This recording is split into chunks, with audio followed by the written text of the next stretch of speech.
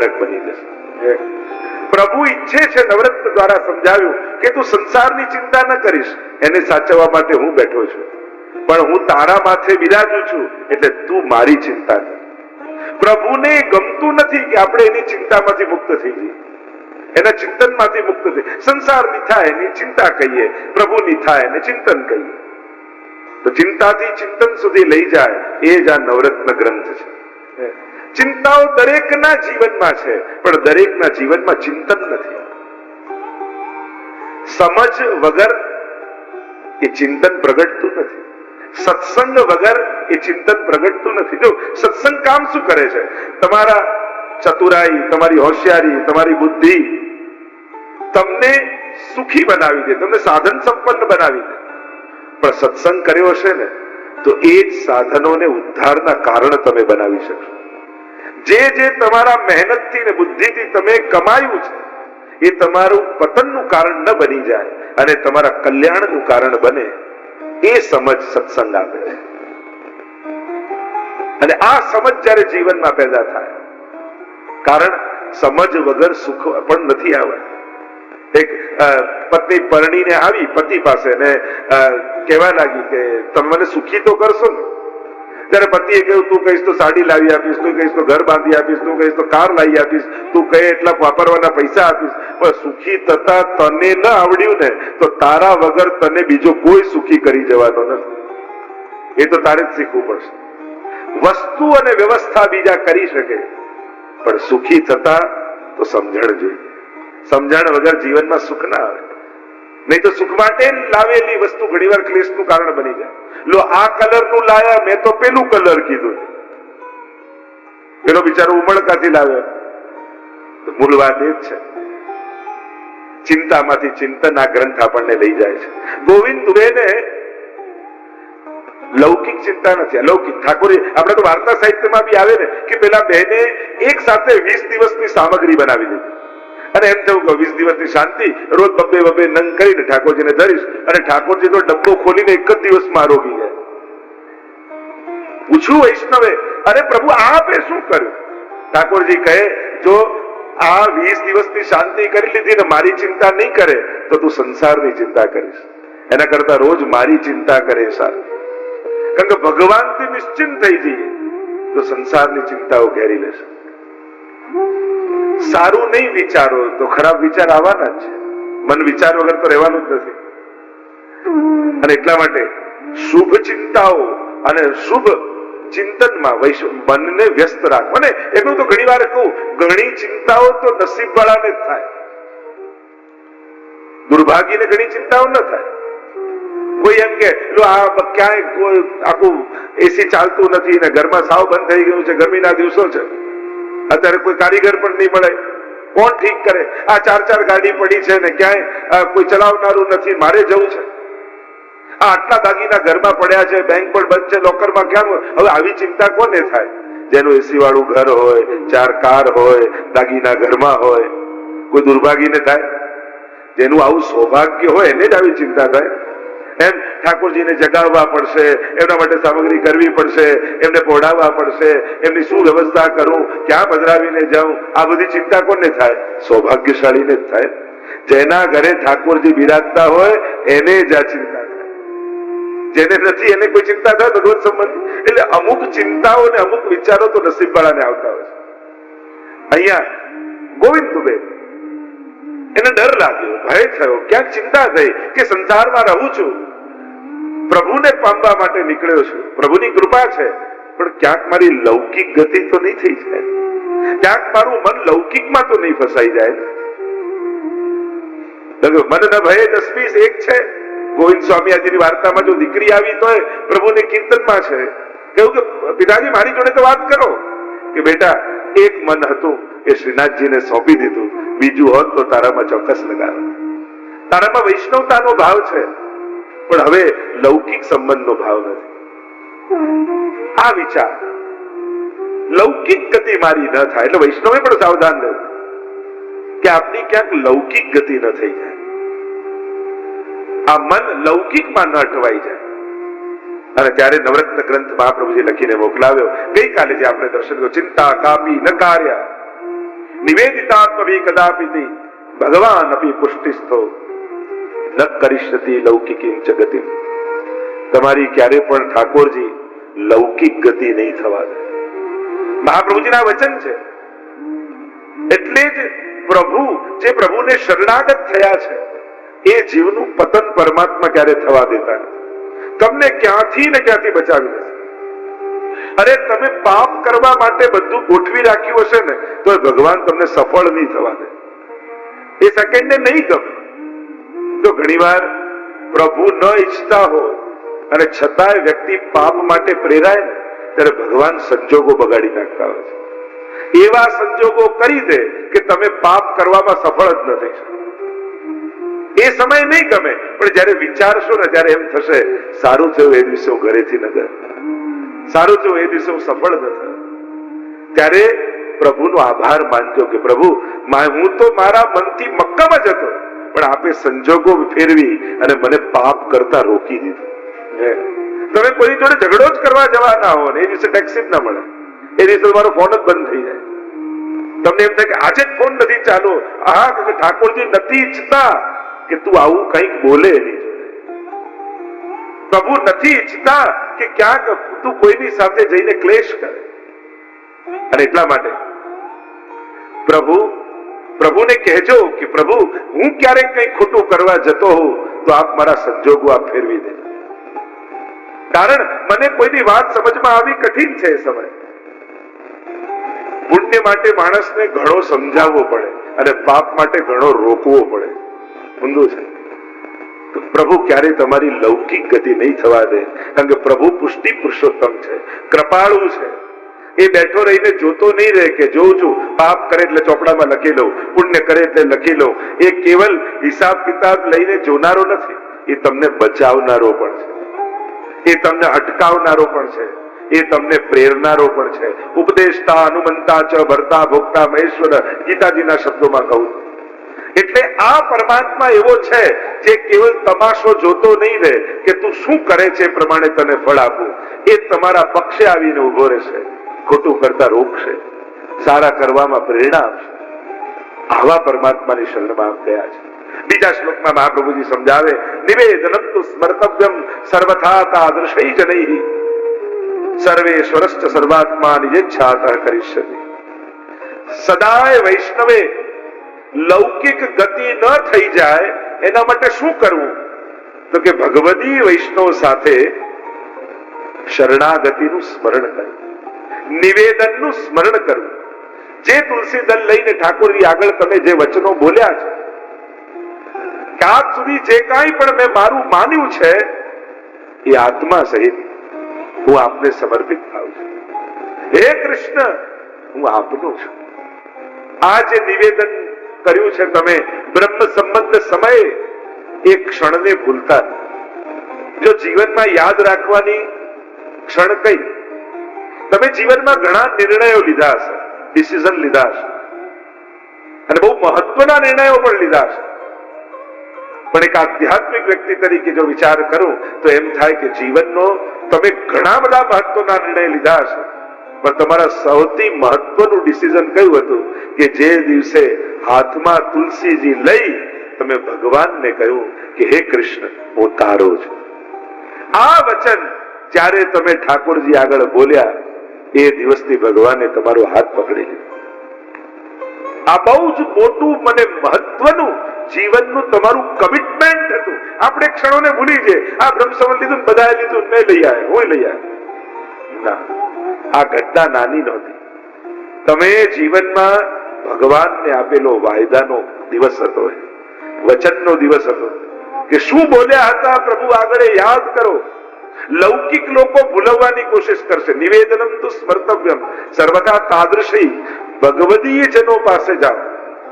જો આપણે ત્યાં દુસ્સંગ અને સત્સંગ ઘણી બધી ચર્ચાઓ થાય. સીધી સાદી વ્યાખ્યા કરવી હોય તો જેને મળવાથી ભગવાન યાદ આવે એ સત્સંગ, અને જેને મળવાથી ભગવાન ભૂલી જવાય એ દુસ્સંગ. સરળ વ્યાખ્યા છે. ભગવદીઓ પાસે જશો ને તો એ તમને ભગવાન યાદ અપાવશે, એ તમને સેવા યાદ અપાવશે, એ તમને સત્સંગ યાદ અપાવશે. અને એવા એક વ્યક્તિનો સંગ જીવનમાં રાખો કે લૌકિકની ભાગાદોડીમાં જ્યારે ભગવાન ભૂલી જાઓ ને, તે ફોન કરીને તમને યાદ અપાવે કે જો એકાદશી છે, આજે તો દંડવત કરજે, આજે ઠાકોરજીની જારી ભરજે.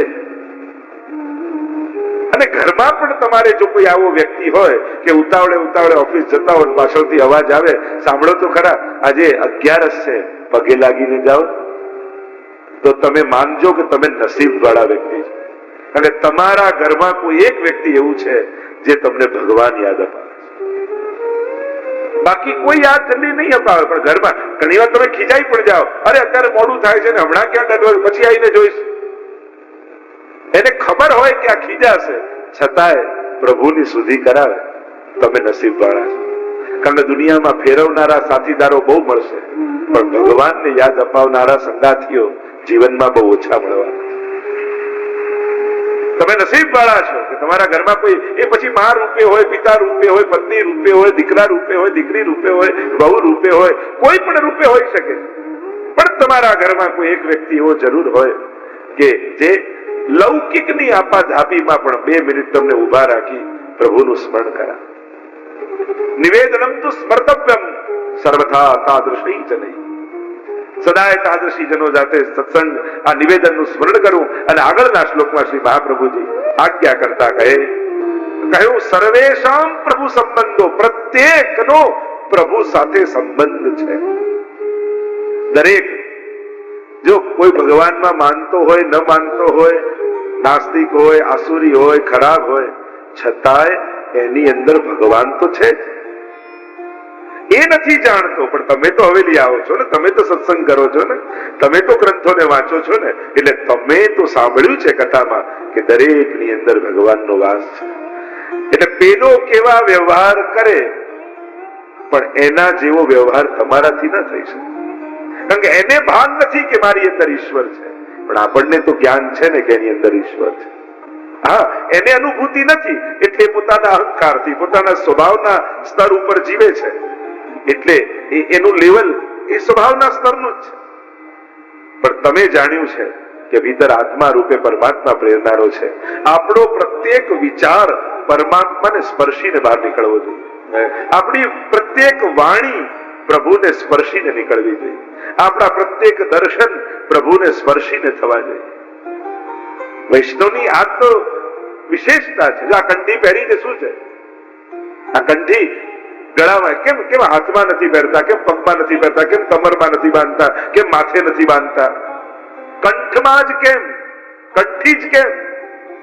અને માણસનું શરીર છે ને 2 ભાગમાં વહેંચાયેલું છે, મસ્તક અને ધડ, અને એને જોડે છે કંઠ. મસ્તકમાં જ્ઞાન છે અને ધડમાં કર્મ છે.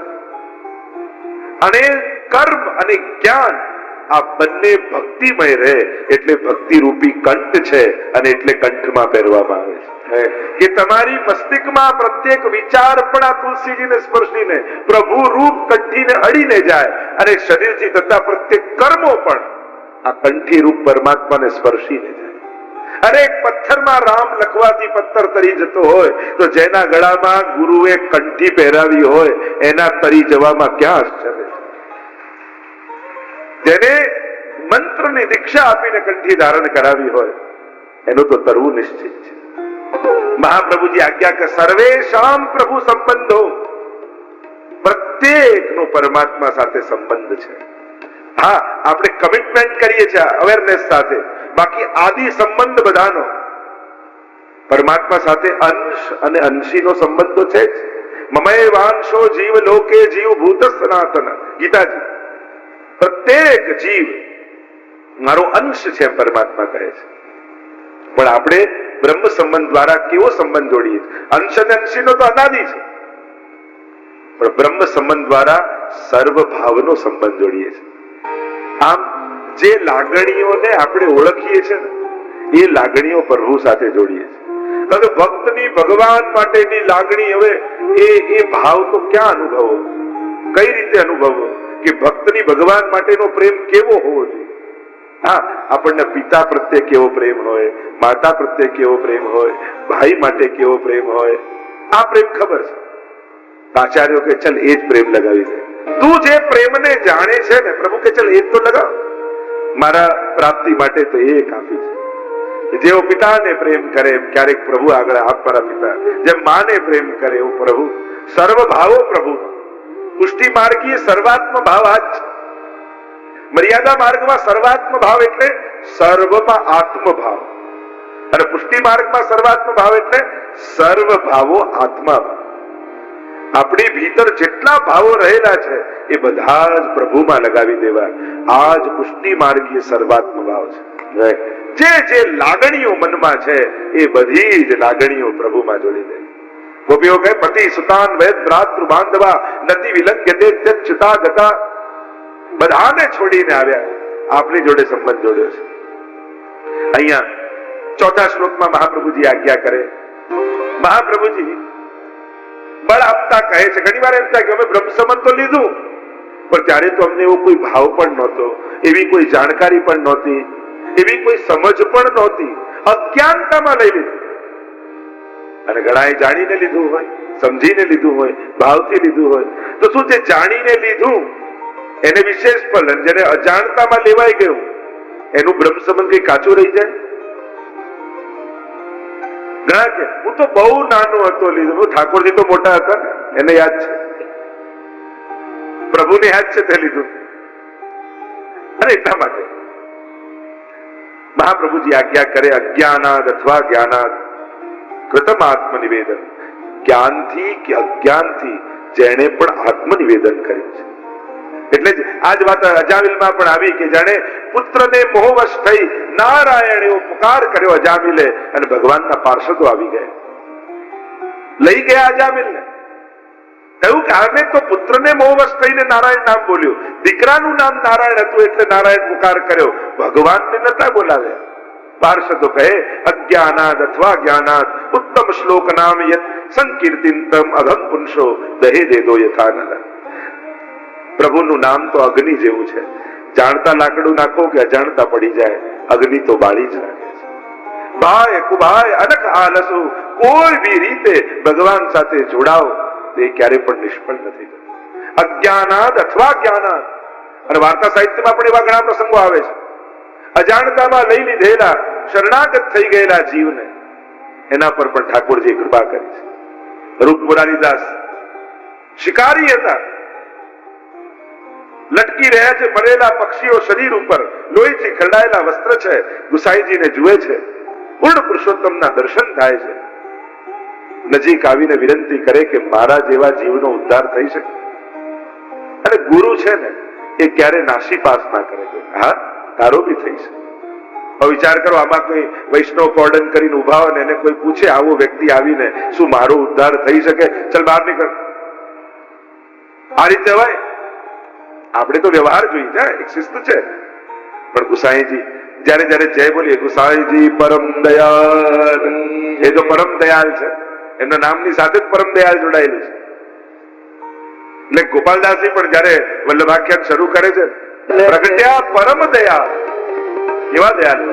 હા તારો પણ ઉદ્ધાર થઈ શકે. જ્યાં સ્નાન કરીને મરેલા પક્ષીઓ લટકાવ્યા વૃક્ષ ઉપર, લોહીથી ખરડાયેલા વસ્ત્રો મૂક્યા વૃક્ષ ઉપર, ડૂબકી લગાવીને જ્યાં બહાર આવે છે, જુએ છે તો પક્ષીઓમાં પ્રાણ આવી ગયા, પાંખો ફેલાવીને આકાશમાં ઉડી ગયા, વસ્ત્રો શ્વેત બની ગયા. અને જોતા જ રૂપ મરારીને થયો, શરણે જવાનો સંકલ્પ કર્યો અને મારા અપરાધો પક્ષી રૂપે મને છોડીને ઉડી ગયા. મારા દોષો જે વસ્ત્રમાં દાગા રૂપે હતા, ગુસાઈજીએ વિશુદ્ધ કરી દીધા. અજ્ઞાનાદ અથવા જ્ઞાનાદ, જાણીને કે અજાણતા જે પણ શરણાગત થયો છે, ઠાકોરજી ક્યારે એની અન્યથા ગતિ નહીં થવા દે. અને એટલા માટે ક્યારે પણ પોતે લીધેલા બ્રહ્મ સંબંધ ઉપર શંકા નહીં કરવી. ત્યારે હું નતો સમજતો, હું નતો જાણતો, પણ તમે જે બોલ્યા છો એ પ્રભુએ વચનો સ્વીકાર્યા છે. અને એટલા માટે એ બ્રહ્મ સંબંધ શરણાગતિ ક્યારે પણ જેને પોતાના પ્રાણ કૃષ્ણ, યહી કૃષ્ણ સાકૃત પ્રાણી તે શામકા પરિદેવના, જેને પોતાના પ્રાણ પ્રભુ સાથે જોડી દીધા એને પછી કોઈ ચિંતા ન કરવાની. કારણ એનું જીવન પછી પ્રાણપતિ માટે છે, પ્રાણનાથ માટે છે. એ એના માટે જીવન આપે છે. એમ કહેતો એક શિકારી હતો ને એને કૂતરા પાળેલા, અને એક હરણ જોયું, શિકાર કરવા ગયા જંગલમાં અને કૂતરાઓને છોડ્યા, જાઓ ને મારો. અને આગળ આગળ હરણ દોડે, પાછળ પાછળ કૂતરા. ફલાંગો મારે, છલાંગો મારતા ઝાડીઓમાંથી આગળ ને આગળ દોડે. હરણ ને પાછલા કૂતરાઓ દોડે અને હરણ કૂદકો મારીને ભાગી. શિકારીના કૂતરાઓ પકડી ન શક્યા. જયારે શિકારી પાસે આવ્યા અને ખાલી હાથે જોયા કે ખાલી રીતે આવ્યા છે, પકડી ન શક્યા અને મારવા લાગ્યો શિકારી. તમને ખવડાવી પીવડાવીને હું સાચવું છું, એક હરણને ન પકડી શક્યા તમે. ત્યારે કૂતરાઓએ કહ્યું કે માલિક, અમે ક્યારે ન પકડી શકીએ. પણ કેમ? કૂતરાઓએ કહ્યું કે માલિક, અમે પેટ માટે દોડતા હતા અને એ પ્રાણ માટે દોડતો હતો. જે પ્રાણ માટે દોડતો હોય એને પેટ વાળો ક્યારે ન પકડી શકે. તો જે પ્રાણપતિ માટે જીવે છે એને પેટ વાળો ક્યાં પકડવા? આ તો પ્રાણ માટે, પોતાના પ્રાણ પ્રિયતમ માટે, પોતાના પ્રાણનાથ માટે. ગોપીજનો એક કે ત્વયી ધૃતા સવત્વામ વિચિન્વતે. ગોપી ગીતમાં ગોપીજનોએ કહ્યું, ત્વયી ધૃતા સવત્વામ વિચિન્વતે. તમારે કારણે જેને પ્રાણોને ધારણ કર્યા છે એવા અમે આપને શોધી રહ્યા છે. અહીંયા મહાપ્રભુજી સમજાવે છે કે એને કોઈ પ્રકારની ચિંતા નહીં કરવી. ગમે તે રીતે શરણાગત થયો પણ ઠાકોરજીનો હાથ એને પકડ્યો નથી. કહી સોપત શ્રી ગોવર્ધનનાથ. આપણે તો આરતીમાં બોલીએ છીએ ને, ગહત નથી કહેતા, કહી સોપત ગોવર્ધનનાથ.